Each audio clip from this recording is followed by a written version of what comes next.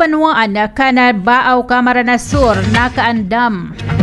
Siringman may hamanang plano ang gobyerno lokal kana Banwaan na Baaw sa paagikan Municipal Disaster Risk Reduction Management Office.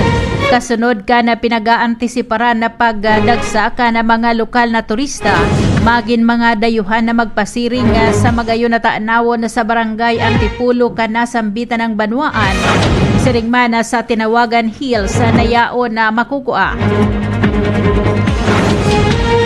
Sa barangay Lourdes, sigon ki Mr. Vincent Paz ang pamayukan Disaster Risk Reduction Management kan lokal na gobyerno ka na Baaw sa iyang sinabi na nagsagibo na sindanin pag-inspeksyon sa lugar.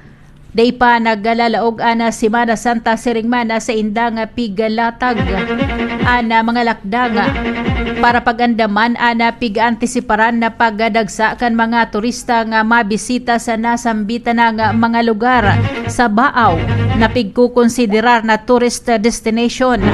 Kung sa ina may koordinasyon naman sa mga barangay council kung kinakaipuhan ni tabang pwede nga makipag-koordinar para madaling makapag-taoni na tabang responde sa mga mapasiring sa nasambitan ng lugar na iyon yan ang pinagdadagsa kan mga turista.